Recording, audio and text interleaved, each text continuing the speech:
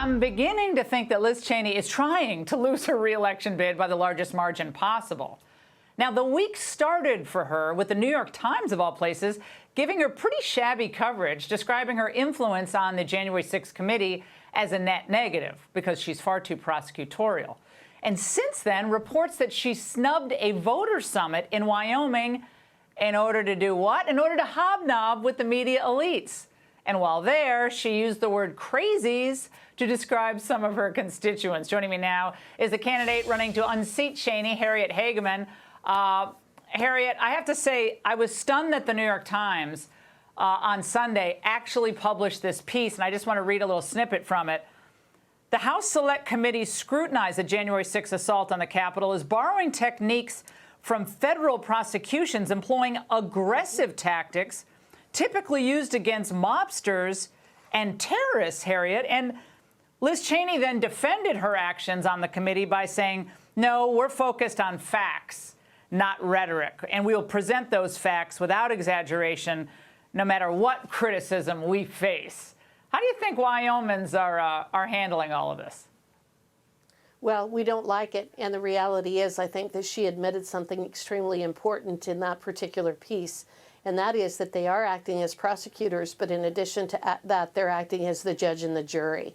So for the first time in probably U.S. history, we've got a legislative or a congressional committee or commission that is acting as the prosecutor, the judge, and the jury. They're taking the depositions. They're going to decide what evidence is presented to themselves.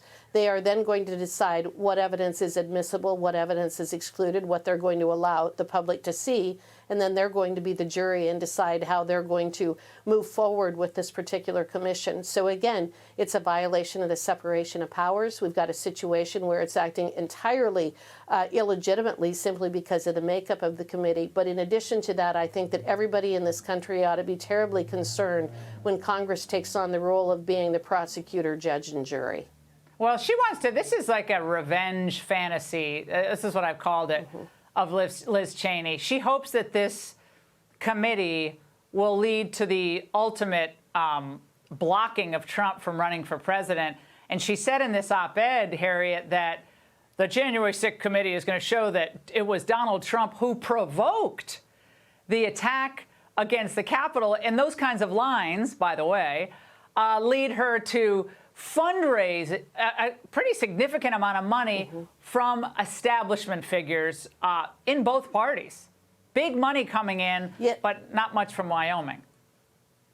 She's raised $7 million by the end of last year. 1.3% of that in the fourth quarter came from folks from Wyoming. She's tapped out of Wyoming because Wyoming doesn't support her. So it's the Democrats and it's the folks that are the left-wingers, the rhinos, I guess you would say, are the ones that are supporting Liz Cheney. But again, her statements, I think, are extremely telling. That isn't their role to decide who can and cannot run for office, but it also demonstrates that this has almost a Star Chamber type effect. She's announcing the outcome of their so-called investigation before they're done. She's announcing what they're going to find before they've investigated the entire situation. In addition to which, why don't they just release the information to the public? If she thinks it's so damning, why haven't they released the 14,000 hours of videotape that they have? Why haven't they just released the documents to us? We're smart enough to look at them and decide for ourselves what happened on January 6th. I don't need the filter of Liz Cheney or anyone else on that commission. Yeah, Harriet, were you surprised when Mitch McConnell said earlier this week that he did not support the censuring of Cheney and Adam Kinzinger by the House? That was not welcomed, apparently. Well, I was surprised because the fact is this is really the grassroots that is speaking.